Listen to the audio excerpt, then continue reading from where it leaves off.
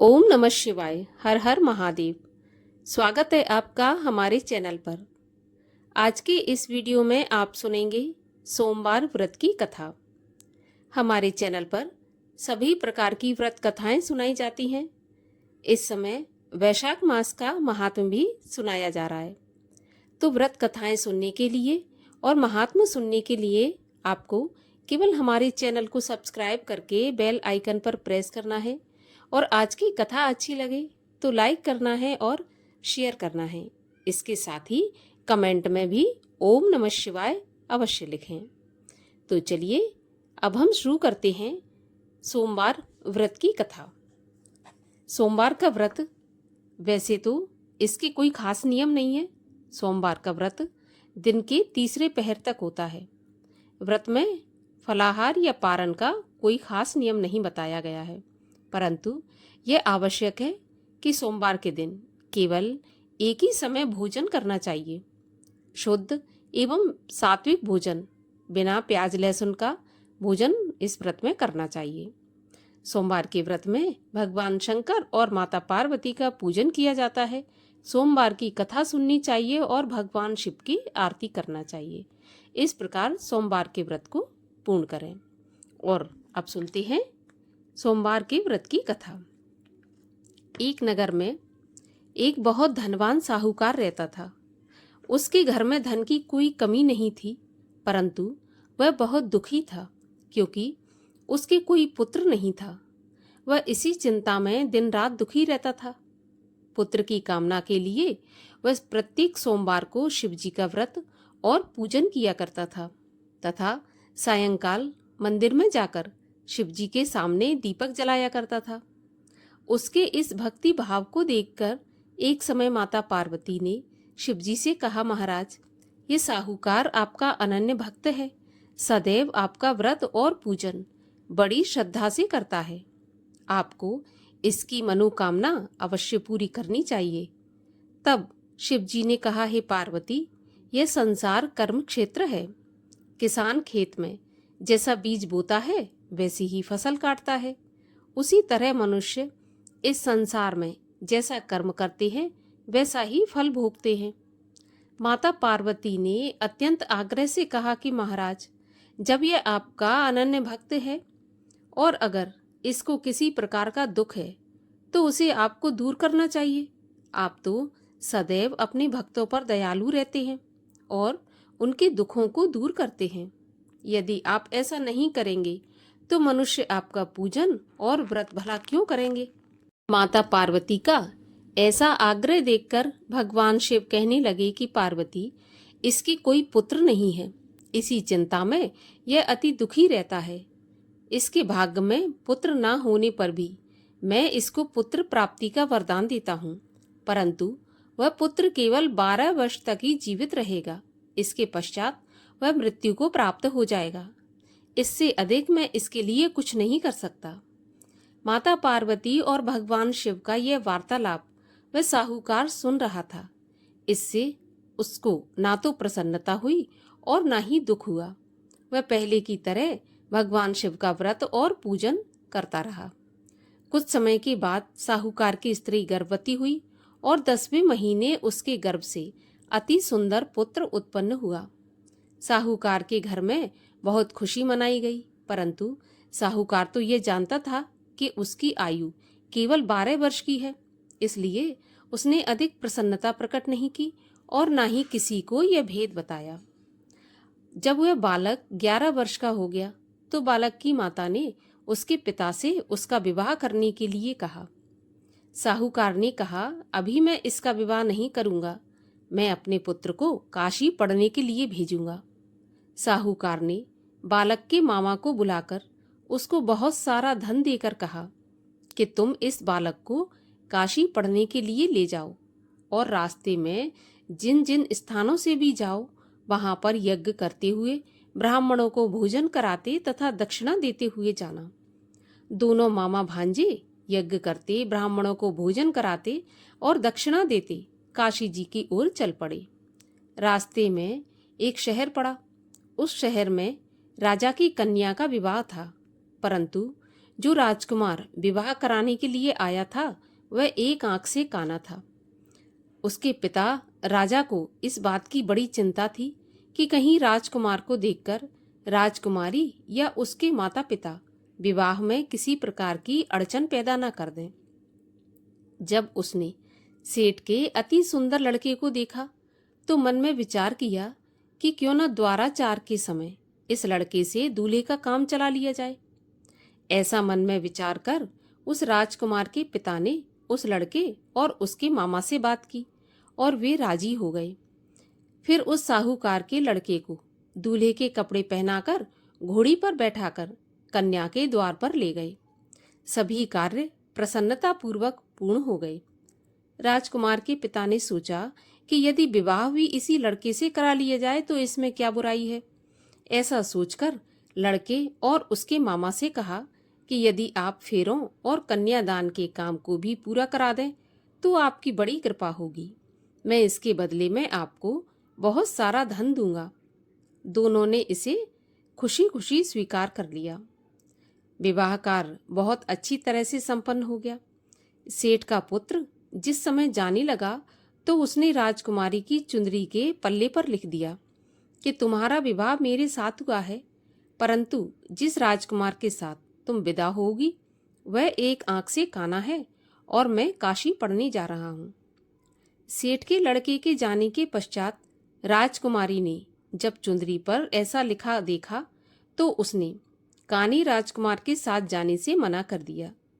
उसने अपने माता पिता को सारी बात बता दी और कहा कि यह मेरा पति नहीं है, मेरा विवाह इसके साथ नहीं हुआ।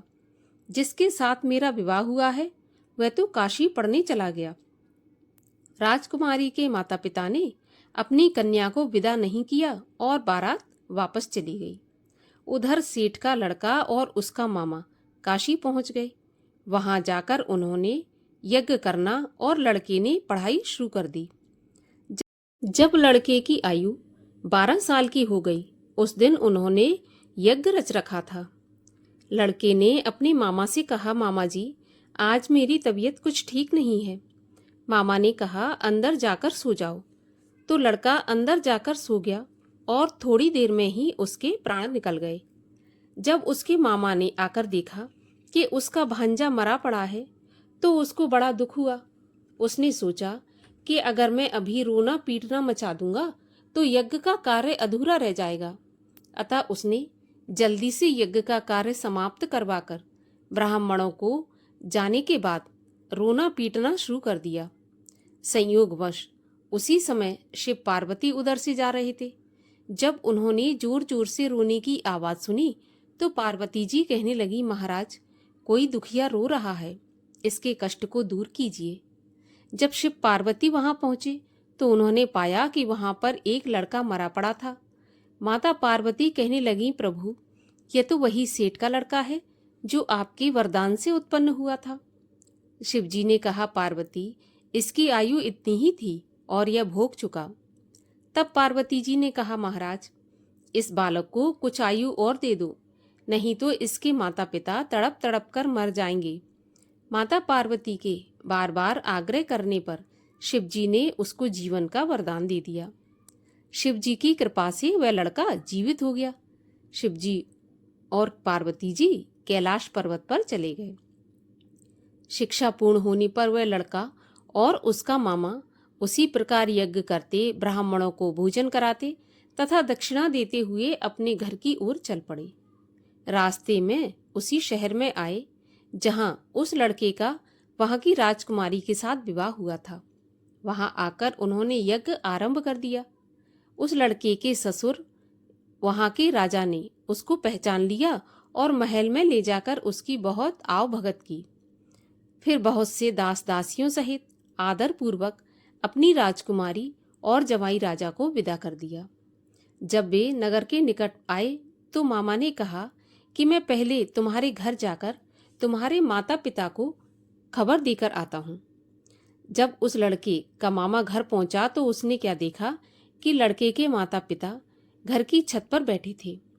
उन्होंने ये प्रण करके रखा था कि यदि हमारा पुत्र कुशलता से लौट आया तो हम राजी खुशी नीचे आ जाएंगे, नहीं तो छत से कूदकर अपने प्राण दे देंगे।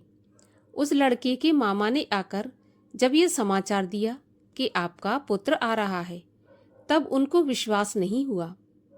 तब मामा ने शपथपूर्वक कहा कि आपका पुत्र अपनी पत्नी तथा बहुत सारा धन लेकर आया है। तो सेठ प्रसन्नता से भर उठा। सेठ सेठानी आनंदपूर्वक नीचे आए।